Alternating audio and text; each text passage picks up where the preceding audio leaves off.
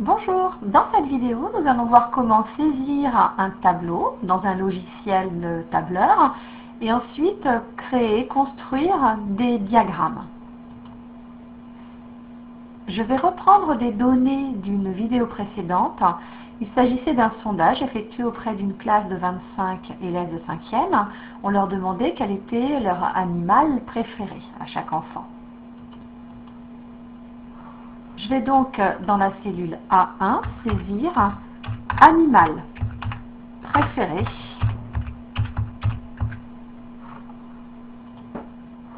Je viens ensuite dans la cellule B1 pour saisir chien. Ensuite, dans la cellule C1, je vais saisir lapin, etc. Sur ma deuxième ligne, dans la cellule A2, je vais saisir l'effectif.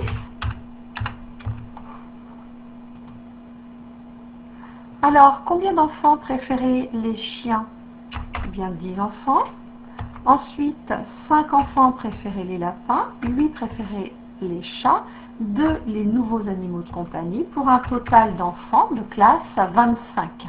25 élèves dans la classe. Alors, vous voyez ici, on a l'impression que préféré ne loge pas dans la cellule A1. Pourtant, lorsque je clique sur la cellule A1, ici, je vois bien animal préféré. Et dans la cellule B1, il s'agit du chien. Donc, je vais me placer, je vais passer le curseur de ma souris entre l'entête A et B. Je viens cliquer et glisser, tout simplement pour laisser de la place. Alors, vous avez vu que j'ai saisi tout mon texte sans m'occuper de la mise en forme. La mise en forme, je la fais en dernier à la fin. Alors, justement, je fais un aperçu, je regarde, je vois qu'ici, mon tableau est un petit peu petit, il n'y a pas la bordure, et puis les mots ne sont pas centrés. Donc, je viens faire la mise en forme, maintenant que tout est saisi. Je viens sélectionner la plage de cellules A1 jusqu'à F2. Je viens cliquer ici sur la petite image bordure et demander des bordures intérieures et extérieures. Je vais ensuite centrer tous les mots et les nombres. Je clique donc droit avec la souris. Formater les cellules. Dans l'onglet alignement, horizontal par défaut, vertical par défaut, moi je vais demander centrer. À l'horizontale et à la verticale, ça s'appelle milieu. Une petite commande qui est intéressante, c'est le renvoi à la ligne automatique. Là, je n'ai pas besoin. Mais si j'avais beaucoup de texte dans une cellule, pour éviter que ça déborde visuellement sur les autres cellules, et pour les renvoyer le texte à la ligne, je clique sur cette petite case. OK. Vous voyez que donc le texte est déplacé. Je vais à présent... alors, vous voyez ici, je clique sur le 1 et sur le 2. Ça a sélectionné toute la ligne 1 et toute la ligne 2. Je vais augmenter la taille de ma ligne. Je ne m'occupe que de la première ligne ici. Et finalement, la deuxième se met également à la même taille que ma première. Vous voyez, je viens cliquer ici et voilà. Alors, c'est peut-être pas la peine de le faire si grand. Très bien, je fais un aperçu. Et voilà, mon tableau est correct. Je vais pouvoir passer à la construction du graphique, enfin du diagramme plus exactement. Je vais sélectionner la cellule A1 jusqu'à la cellule E2. Je ne prends pas la colonne F puisque je ne veux pas avoir le total sur mon diagramme. Je viens ensuite cliquer sur la petite image, la petite icône diagramme. Et je vais tout remettre un petit peu en ordre. Voilà, comme ça, ça sera mieux. J'ai mis donc le diagramme en dessous, sinon ça débordait. Et je vais déplacer aussi cette petite fenêtre en cliquant sur la barre de titre.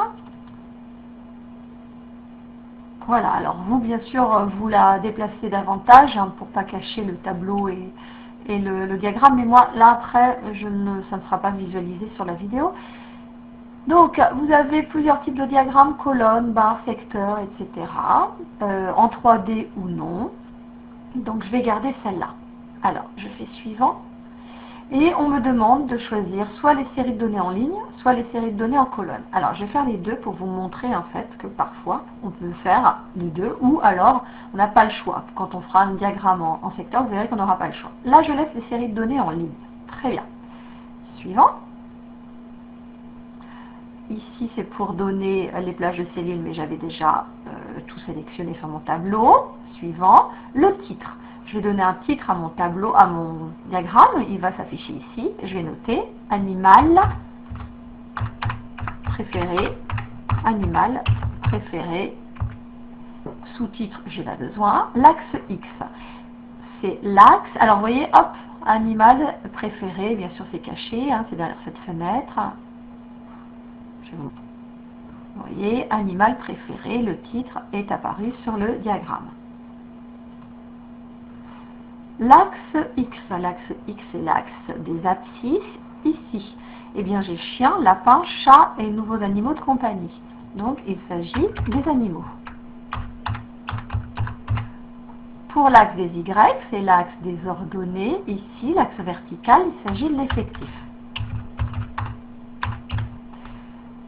Bien, hop, ça y est, donc animaux, effectifs, c'est parfait, c'est terminé.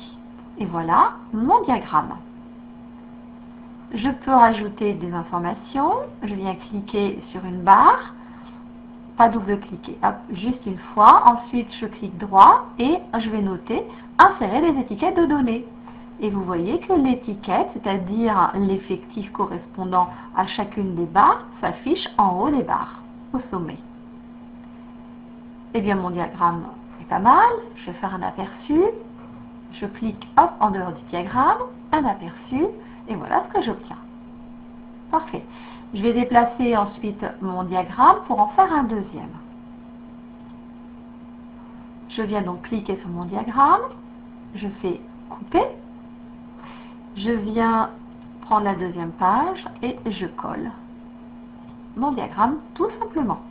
Je vais reprendre maintenant ma première feuille. Feuille 1. Et je viens faire un nouveau diagramme. Donc même chose, la plage de cellules. Et puis cette fois-ci, je vais demander différemment les séries de données. Suivant. Et je vais prendre les séries de données en colonne. Alors, mes séries de données en colonne, j'ai de nouveau mes barres avec directement ici la légende en couleur. Chien en bleu, orange pour lapin, jaune pour chat et nouveaux animaux de compagnie en vert.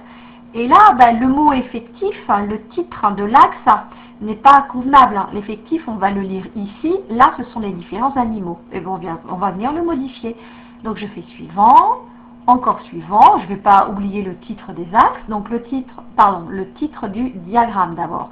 Il s'agit de l'animal préféré, donc je saisis animal préféré. Voilà. Axe des X, eh bien il s'agit des animaux. Et des Y, l'effectif.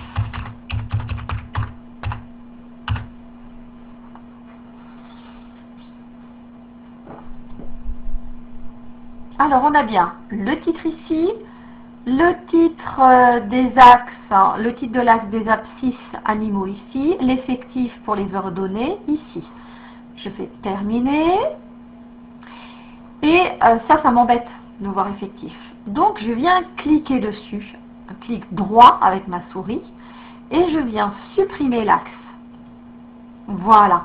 Ce qui fait que le mot effectif a disparu, parce que je lis l'effectif sur l'axe des ordonnées, et je vois les différents animaux sur l'axe des abscisses, avec ma légende ici.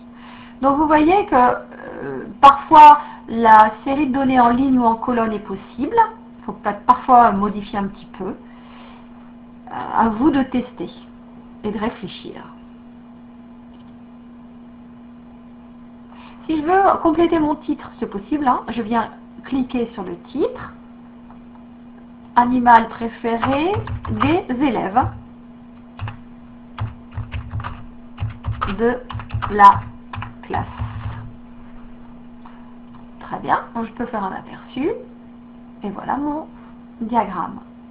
Sur la feuille numéro 2, c'était celui-là.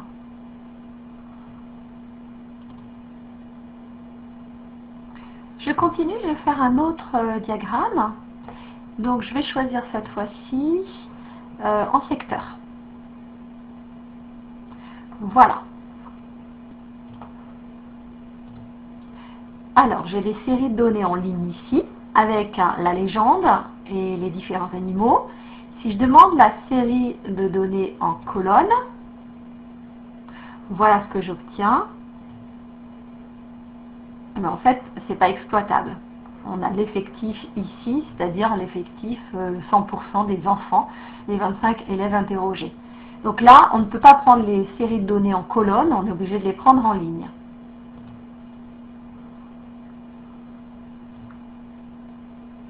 Je choisis donc série de données en ligne et je continue. Suivant. Là, j'avais déjà tout sélectionné sur mon tableau, donc j'ai rien à faire. Le titre, je vais saisir animal, préféré, des enfants, etc. Il n'y a pas de sous-titre. Il n'y a plus d'axe X et d'axe Y, c'est-à-dire axe des abscisses et des ordonnées, puisque je n'ai plus un diagramme en colonne. J'ai un secteur ici. Et j'ai terminé. Je peux rajouter des informations. Je peux cliquer droit sur un des secteurs, insérer les étiquettes. Voilà, elles sont ici. C'est-à-dire que j'ai 10 enfants qui préfèrent les chiens, bleu. Pour la couleur verte, c'est les nouveaux animaux de compagnie. Il y avait 2 enfants qui préféraient les nouveaux animaux de compagnie. 8 préfèrent les chats, et 5 les lapins. Je continue. Formater les étiquettes de données. De nouveau. Voilà. Alors, quand je vais recommencer parce que je suis allée un peu vite. Je clique droit de nouveau et je sélectionne cette fois-ci formater les étiquettes de données. C'est-à-dire que ça, je veux sur une autre forme. J'ai ici une fenêtre qui apparaît avec afficher la valeur sous forme de pourcentage. Eh bien oui, ça m'intéresse.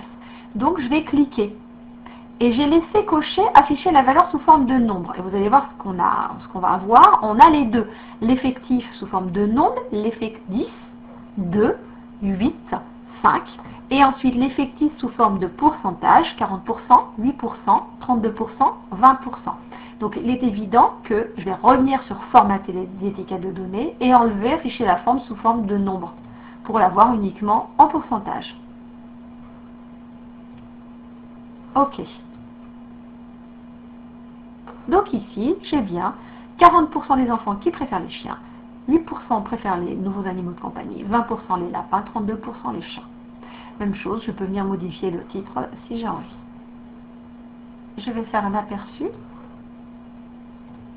Donc, mon tableau, mon diagramme en secteur sur la page 1. Je cherche la page 2 et je trouve mon diagramme en barre, donc avec une série de données en ligne, et avec la série de données en colonne.